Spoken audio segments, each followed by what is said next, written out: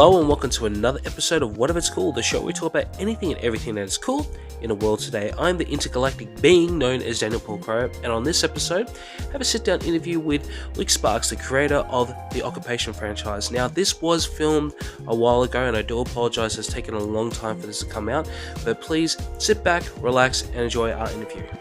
I'm here with Sparke talking about Occupation Rainfall and the Occupation series. So Luke, I just want to know firstly, where did the inspiration came from for Occupation, but also where does the title Occupation actually come from? Okay, so the Occupation title for the first movie was obviously the alien occupation of Earth, and then I moved on to a codename Occupation Rainfall, and Rainfall is the real life codename of the intelligence agency, the intelligence based out at Pine Gap in the middle of Australia, where it's a joint American and Australian venture that is part of the intelligence network. And it's one of those, Area 51 secret facilities that there's been lots of conjecture over the years and conspiracy theories and all that kind of stuff. And I thought it would be fun to set the end of the film there. And Rainfall is such a cool code name. I thought, well, I should take it and run with it myself. But where did you actually just come up with Rainfall? It was just the name just sounded really cool, or did something inspire you to call it that? Well, the fact that Pine Gap is called Rainfall in real life is the code name. I thought right. in real life, it's called the Pine Gap facility code name is Rainfall, and I had this story with this asteroid as their secret weapon, and rain from the sky, and I thought it all fitted in. So I called it as a sort of working title, and all the distributors liked the idea and ran with it. Oh wow! How many no's did you actually get before someone said, "Yeah, let's make this movie"? Occupation or Occupation Rainfall? Let's go with Occupation first. Yeah, that makes sense. Look, a lot of no's, probably 9,999 no's before the one yes. Yeah. And even with the yes, it's still an independent film. So really, it's me and my team here, going uphill battles every day to get the film done. And even on Rainfall, like skip ahead, Occupation came out, and it came out, here on a small number of screens, but it went really well on Netflix. And even then, to do the sequel, Rainfall, was still an uphill battle. Like, it's always an uphill battle. Wow. Was there any times during that time where you just went, you know what, it's not worth the time and effort anymore? Like, did you have any sort of those moments there when you're doing it? I think every filmmaker has those sort of moments at any given point of production. There's plenty of times where, being an independent film is just so hard. I can't describe how hard it is. Obviously not as hard as curing cancer or all those important things people are doing out there, but in the entertainment industry, is a hard slog and a hard gig, and it brings, I push forward because I like telling these stories, and I like bringing entertainment and escapism to people, including people who cure cancer, because they have to go watch movies too. So Stan Lee was very good at bringing those conversations around that comic books and stories and genre films, obviously a small part of life, but a part of life that people enjoy, even people who are very important to the world. So it's a storytelling trope that goes all the way back to the ancient Greeks and even cavemen, and I think it's something that we need to continue on. So whenever I have days where I think this is enough and I need to stop and this is just ridiculous and why am I doing this, I always think of the end goal, the end product. So it keeps me going. Well, that's really inspirational to get to do that. I mean, how many times before you give up? But it seems like you won't give up, which is a great resilience for yourself. Yeah, but you touched on something there. Never sprint. Yeah, but you touched something on there that actually leads up to another question. Especially with Occupation, the very first one. Now, I remember going to the Reading Cinema in Dandenong and seeing the poster and also like a little vignette of it. But I never actually got to see it in the cinema. I didn't even remember even seeing places actually playing it. Why was there such a limited release for the first one and also for the second one? Yeah, well, that's part and parcel of being an Australian film. Like, it's once the film from me is delivered to the distributors or to whoever's going to release the film, it's kind of out of my control. Which, as a micromanager sort of guy, I hate, because I like to be in control of a lot of things, but I can't control everything. So it all comes down to the distributor and how they market it to the cinemas and how the cinemas receptive to it, and all that kind of stuff. On the first movie, Occupation, I can't really give you an answer because I'm not involved in those high level conversations at cinemas and that. And I don't know why. It was very annoying for me. To have, it was only like 13 screens, I think, screening the film around the country. And I was out there, giving away posters as people walking into the cinema. I drove around to different cinemas to try to make appearances, to try to do anything I can to get people to go and see the film. Where the film really went well, like I said before, was on Netflix. And actually, when it released in America on Netflix, it was like #1 on Netflix that first week it came out back in 2018. And that sort of got interest around the world, which then was able to do the sequel. The sequel came out on 166 screens, so it was a much bigger release than the first movie, and we had billboards and we had all this kind of stuff that went for it. But again, that film came out during COVID.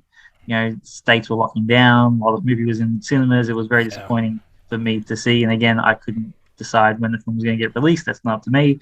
So again, disappointing. And then it went well on streaming, and it's been top 10 around the world in iTunes and Netflix and Apple and all that kind of stuff. So at least it's had people have found it along the way, and they're still finding it. I'm still getting articles from New York Times running an article saying top 5 films to stream right now. And it's Rainfall in New York Times, and I was like, well, that's pretty good. That's pretty awesome. So so people are discovering it, which is great. Yeah, I mean, like when it did come out, Rainfall, it was the first movie I watched out of lockdown, and then 3 weeks later we're in lockdown again, and I was trying to find when we were before we were going into lockdown, I was trying to find another place to watch it, and literally every single cinema that I wanted to go to didn't have it. The only other cinema that had it was across Victoria. I couldn't really do that at that time because we had the restrictions, so that sucked. And then recently I wanted to watch it on Netflix. And I had to go get my Blu-ray because it's no longer on Netflix. Well, Rainfall, Occupation, was on Netflix for 2 years. And unfortunately, Netflix Australia decided not to take Rainfall. So they decided against that. So I have people writing to me every day on Facebook saying, when's it going to be on Netflix Australia? And I have to say, I'm sorry, Netflix Australia, couldn't make a deal with them. It's currently on Foxtel and Binge, I think, out here. Yeah. So again, the high-level talks that I don't get to be involved with. So. Damn. Well, Netflix, if you're listening, please get it on the Australian Netflix, please. We really want to support this movie. But I want to also find out, how did the Saban film deal sort of come about? That was through my sales agent. So when you make a film, you get an independent film, not a studio film. You get a sales agent. So I got a great sales agent for Occupation 1, and they took it to the American film market. I flew over there to LA to screen it and that. And Saban Films watched it, and they came and offered us a deal that day while we're at the market, and we said yes. And wow. And that really helped because they used to have Power Rangers, right? I think the idea is they had Saban's Power Rangers, and then I think a couple of years ago they sold it to Hasbro. And they made a couple of $1 billion off that deal. So then they went on a big spending spree, and they've been just buying up genre films and content and everything else, and we were part of that deal. And then obviously they put in an offer for the Rainfall. I think first day we were shooting, we had an offer for the sequel. So that was good. We were able to lock that in and know that we're going to get Saban, which then released it in America and on Netflix and everything else. So it gets a wide audience. Wow. I was going to say, will we ever see a Power Rangers mix up with Occupation? But it's obviously not going to happen now.